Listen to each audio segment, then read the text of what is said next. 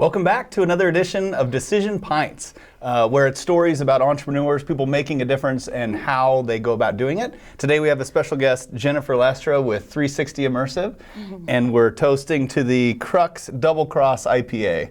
Thanks for being here, Jen. Absolutely. Thanks for having me. That's pretty good. That's good, yeah. So you're a co-founder at 360 Immersive. Yeah. You specialize in virtual reality and now specifically training. How did you come into this situation, and why did you choose VR and training? Well, I came into this scenario with my business partner about a year and a half ago. I put on a virtual reality headset and my whole world changed. I mean, just the opportunity that the technology was going to bring was just mind-blowing, and that's exactly how I felt. It was a no-brainer. Seriously, a no-brainer for me. That's awesome. And so you start out and you're in virtual reality and you're capturing content on, there's 360 video and you're got computer simulated stuff. What was the journey like to settle in on one specific area of focus? So we started with Boise State football. Go Broncos. Awesome. And we saw the capability to use the technology for quarterbacks and play simulation, and then from a recruiting standpoint. And we actually put together some product for virtual reality experience for Boise State so that the coaches could go out and recruit using it.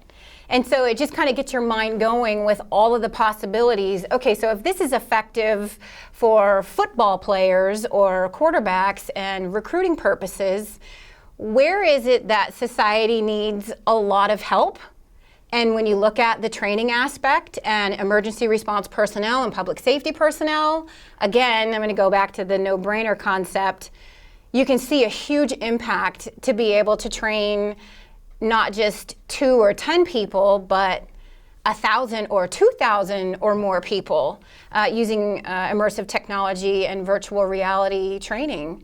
So we saw a direct opportunity of an underserved market that if we could provide a cost-effective and affordable solution, that training would be an absolute win for everybody in our immediate communities and rural communities. So it's not just something that's good for Idaho, which is what we're most intrigued with, but it's something that's good across the United States and honestly internationally. So yeah, that really is awesome. So when you're in these diverse types of training scenarios, I mean, it sounds like being in a dangerous spot. And are you in there capturing what's the process like of kind of putting these training assets together? Yeah, so we do the full spectrum from the creative development of the learning objectives. Now, really quickly, we are not training specialists. We are content type creators, and so we understand the process of the creativity process. The company's got 16 years of business doing this, and the production side. What we do, though, is we pair with the subject matter experts in a specific field. And right now, those fields range from anything from law enforcement, emergency response, like EMS folks, to medical training organizations as well. So they're the subject matter experts. We take the specific learning objectives that they're trying to convey for their personnel, and then we basically create content around that. We use our creative expression, the technology itself, to go out and basically capture all of this information. So we are the production house, and then we also create the apps to distribute all of the content. So it can either go out in an app base or directly into an existing learning management system.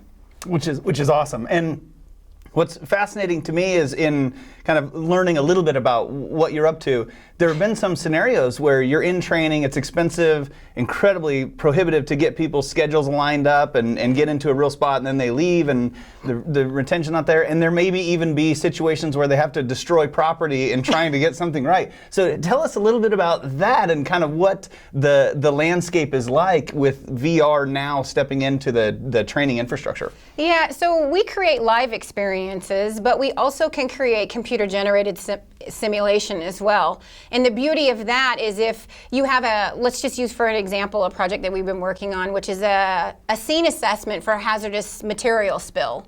that would be very cost prohibitive to replicate.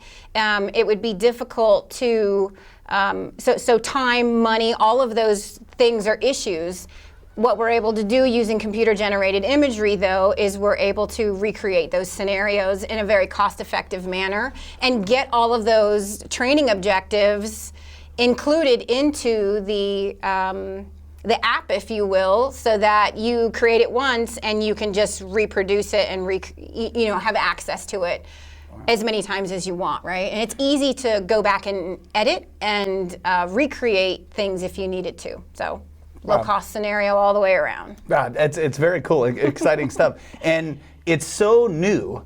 Like it seems brave to step in and say, "Hey, this is our startup. We're venturing into this space and dealing with these large organizations." So, what is it like on the entrepreneurial side of this is what we're doing? Well, anybody who's an entrepreneur understands it's and a startup understands that the future is so unknown. It's exciting. It's stressful. It's high energy. It's there's all the highs and lows of the unknown. And when you get somebody to pick up the phone on the other end and they say, "You know what? I do want to hear more about that." I tell you, this is the easiest thing I've ever sold. Wow. You know, you get people's excitement, you get people's energy, and that kind of stuff it's very uplifting, if you will. Every day kind of feels like a win. And you know what? There's nothing wrong with that. So it keeps us motivated and focused, knowing that we can contribute directly to something much bigger than ourselves. And I think there's a lot of entrepreneurs that would agree with me that that is really a key driver.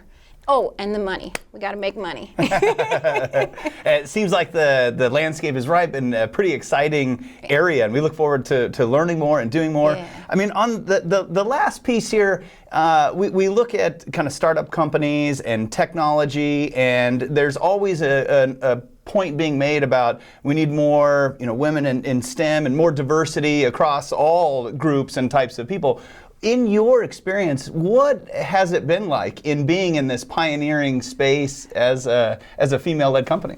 So that's a great question. I don't have a technical background per se. I'm not an engineer, but I've worked in technology my whole career. I started out as an electrician in the Navy, right? And so I've sold night vision. I've helped literally and figuratively wire aircraft carriers.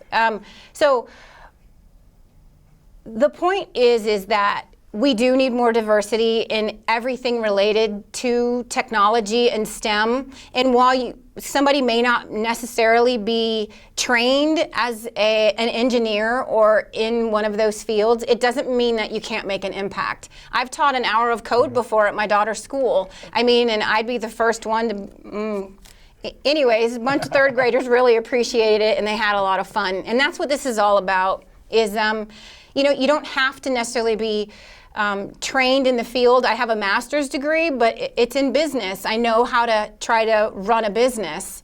And so you get a lot of really smart people around you, and it's amazing what you can accomplish. And I've probably talked in circles, so I apologize for that. No, I think Navy and hazmat scenarios and police chases, you're doing exciting things, and we so appreciate you being on here today and look forward to the days ahead. Absolutely. So thank you very much, and thank you to David Cleverton, DTX 360 Immersive, and everybody who joined. Until next time. Cheers.